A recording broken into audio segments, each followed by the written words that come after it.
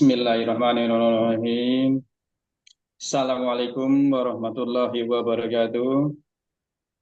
Pada kesempatan ini, saya Ridwan, mahasiswa RVL VVTM Universitas IPB Semarang, ingin menjelaskan sedikit tentang mata kuliah Material Teknik Otomotif dengan judul apa itu heat treatment, proses flame hardening, proses kerja, contoh material, kelebihan dan kekurangannya.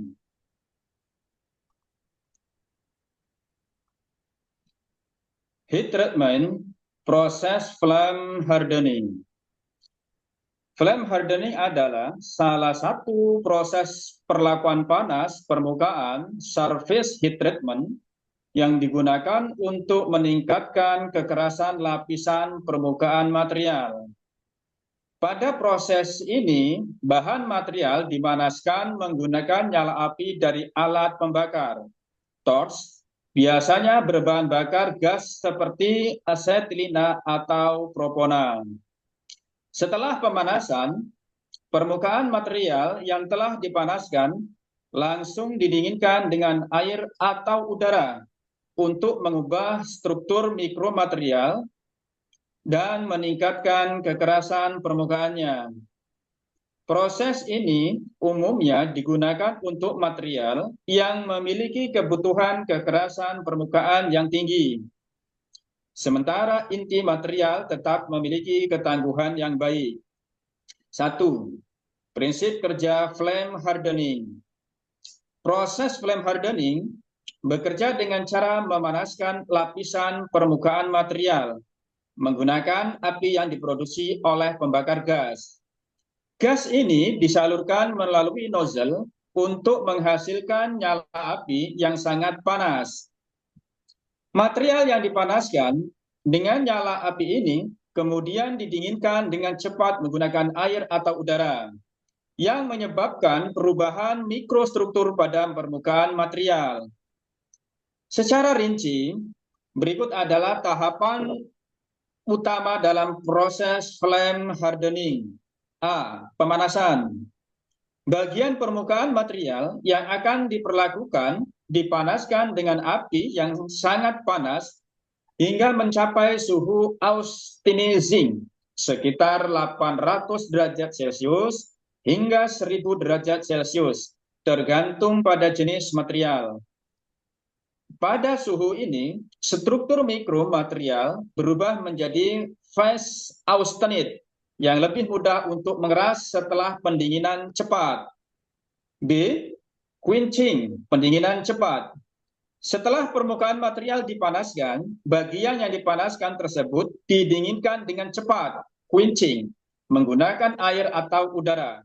Pendinginan cepat ini menyebabkan fase martensite terbentuk di lapisan permukaan yang memiliki kekerasan yang sangat tinggi. C. Penyelesaian tempering. Dalam beberapa kasus, setelah proses quenching, langkah tempering, pemanasan ulang, dapat dilakukan untuk mengurangi tegangan internal dan meningkatkan ketangguhan lapisan permukaan. 2. Contoh material yang umumnya menggunakan flame hardening. Flame hardening biasanya diterapkan pada material yang memiliki komposisi kimia tertentu yang memungkinkan terjadinya perubahan struktur pada permukaannya, namun tetap mempertahankan ketangguhan inti. Material yang umum diperlakukan dengan flame hardening antara lain A. Baja karbon sedang, medium carbon steel. Baja dengan kandungan karbon sekitar 0,3% hingga 0,6% yang dapat dengan mudah diubah menjadi martensite setelah proses quenching. B. Baja paduan, alloy steel.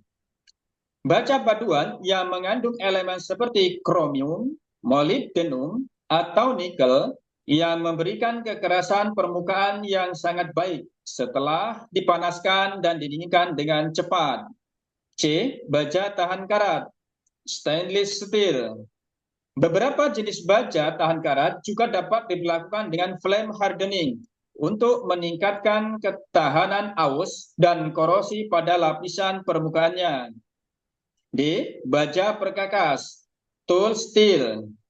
Material baja perkakas yang digunakan dalam pembuatan alat dan disk yang membutuhkan permukaan keras untuk meningkatkan ketahanan terhadap keausan dan kelelahan.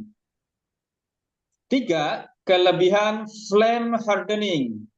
Proses flame hardening memiliki sejumlah keuntungan antara lain: A. Pemanasan cepat dan lokal. Flame hardening memungkinkan pemanasan yang cepat dan terfokus hanya pada area permukaan material. Sementara inti material tetap dalam kondisi lebih dingin dan tidak terpengaruh oleh proses tersebut. B. Efisiensi biaya. Dibandingkan dengan beberapa metode perlakuan panas lainnya, seperti induction hardening atau carburizing, flame hardening relatif lebih murah karena peralatan yang digunakan tidak terlalu kompleks dan dapat dilakukan dengan pembakar gas sederhana. C. Proses yang fleksibel. Flame hardening dapat diterapkan pada berbagai jenis material baja paduan.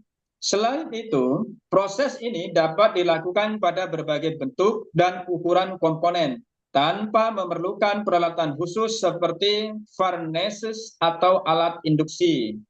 D. Kontrol yang baik pada kedalaman perubahan struktur. Proses ini memungkinkan kontrol yang cukup baik pada kedalaman lapisan keras, sesuai dengan ketebalan yang diinginkan, karena pemanasan hanya terjadi pada lapisan permukaan. E. Tidak memerlukan ruang kerja yang besar. Proses ini tidak memerlukan ruang kerja yang besar dan peralatan pembakar dapat dengan mudah dibawa ke lokasi pembuatan atau pemeliharaan. 4. Kekurangan flame hardening. Meski memiliki banyak keuntungan, flame hardening juga memiliki beberapa kelemahan, antara lain: A. Kontrol yang kurang presisi pada kedalaman penguatan. Meskipun kedalaman lapisan yang diperkeras dapat dibandingkan dengan proses seperti induction hardening yang memiliki kontrol kedalaman yang lebih baik dan lebih seragam. B. Distorsi atau perubahan bentuk. Karena flame hardening melibatkan pemanasan yang cepat dan quenching, proses ini dapat menyebabkan distorsi atau perubahan bentuk pada komponen, terutama jika tidak benar itu, bahan yang lebih besar dan lebih rumit membutuhkan perhatian lebih dalam proses ini. C. Keterbatasan pada material tertentu. Flame hardening lebih efektif untuk material dengan kandungan karbon sedang hingga tinggi. Pada material dengan kandungan karbon rendah atau material paduan tertentu, proses ini mungkin tidak memberikan hasil yang optimal. D. Perlunya keahlian pengoperasian. Pengaturan api dan proses quenching yang tepat sangat penting untuk memastikan kualitas dan efektivitas proses flame hardening. Kesalahan dalam pemanasan atau pendinginan dapat menyebabkan masalah seperti retak atau distorsi pada komponen. 5. Aplikasi flame hardening. Flame hardening banyak digunakan untuk aplikasi yang memerlukan permukaan keras dan tahan lama tetapi tetap menjaga ketangguhan inti material. Beberapa aplikasi umum flame hardening adalah sebagai berikut. A. Poros atau shaft. Poros yang sering terpapar pada beban dan gesekan tinggi sering diperlakukan dengan flame hardening untuk meningkatkan ketahanan aus permukaan tanpa mempengaruhi ketangguhan inti. B. Roda gigi atau gear. Flame hardening sering digunakan pada roda gigi yang terpapar beban gesekan tinggi, seperti roda gigi pada transmisi kendaraan, mobil, sepeda motor, atau mesin industri. C. Alat pemotong atau disk. Alat-alat yang sering terpapar gesekan dan keausan seperti alat pemotong, disk, dan cetakan dapat diperkeras menggunakan flame hardening untuk memperpanjang umur pakai mereka. D. Pipa dan komponen mesin. Komponen mesin lain yang terpapar pada kondisi gesekan atau keausan seringkali diperlakukan dengan flame hardening, terutama pada bagian permukaannya.